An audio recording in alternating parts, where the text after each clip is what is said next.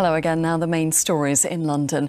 The family of a railway worker who died with COVID-19 after allegedly being coughed at have called for police to disclose the suspect's name. Today marks the first anniversary of Mujinga's death. She died following reports she'd been coughed on by a customer at Victoria Station last year. Well, today her family held a vigil outside the station. They say they are still waiting for answers. Anna Geary reports. Londoners fell silent this morning at a vigil held in memory of Mujinga. The 47-year-old railway worker died with COVID-19 after she was allegedly coughed on by a customer while on duty at Victoria Station. Today, on the first anniversary of her death, Belly's husband, Lusamba, paid tribute to his much-missed wife. Excellent femme. A wonderful wife at home. Très bonne maman. A very good mother. Une femme aimante. A woman that loved very hard. Lusamba's lawyer is calling on police to give the name of the man who was interviewed last year in connection with the incident, to sue him.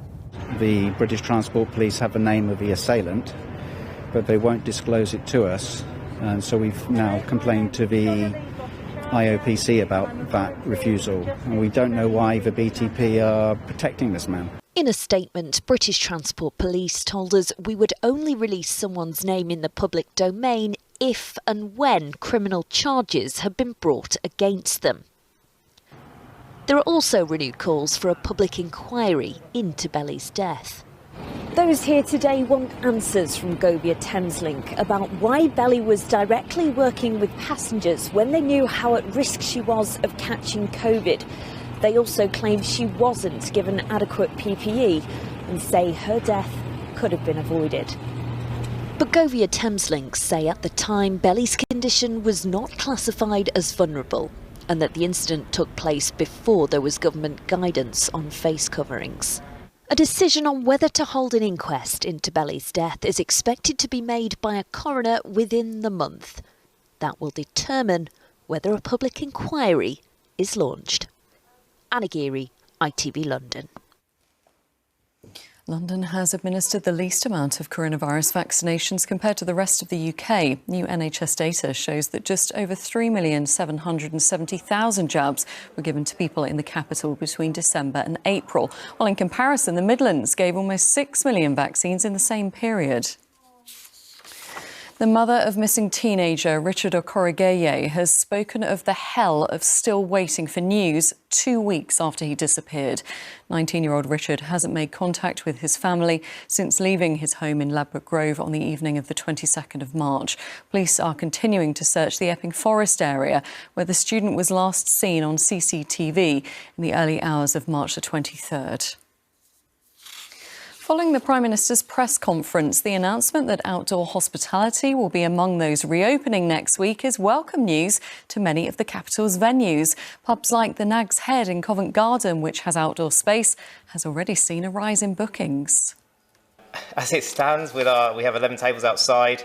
It's actually looking very positive. We've got lots of booking inquiries are way ahead of where we would be normally at this time of year. London-born actor Daniel Kaluuya has won his second Screen Actors Guild Award, this time for his role in Judas and the Black Messiah. Thank you so much. Thank you, SAG, man, for this honour, man. I share this light with all the nominees, like everyone that was part of making Judas and the Black Messiah. Man, you can't make a film without an incredible group of people that come together. Daniel, who grew up on a council estate in Camden, accepted his Supporting Actor Award via video link. He used his acceptance speech to dedicate his win to fellow nominee and Black Panther co-star, the late Chadwick Boseman. The 32-year-old is now looking like a favourite to take home the Best Supporting Actor Oscar later this month. OK, well, chilly out there today, wasn't it? Let's see what the weather has in store for us. Here's Chris Page.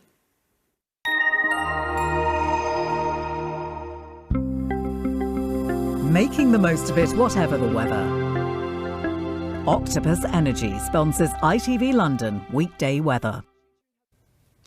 Hello there. very good evening to you. What a difference a day makes. Yesterday we saw highs of 17 degrees Celsius. Today temperatures have struggled to get into high single figures, and it's felt bitterly cold where we've had that keen northerly wind flowing too.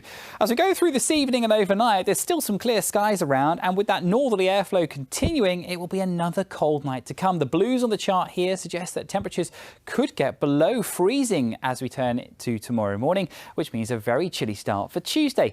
Clear skies from the word go does mean there'll be more sunshine offered tomorrow. Still with that northerly flow flowing, which means it will be a rather cold feeling day yet again. Maybe some patchy cloud by the afternoon, but it should stay dry. Top temperatures on the thermometer 5 to 7 degrees Celsius. But when you add on the strength of that keen northerly wind, it will feel in some areas more like freezing.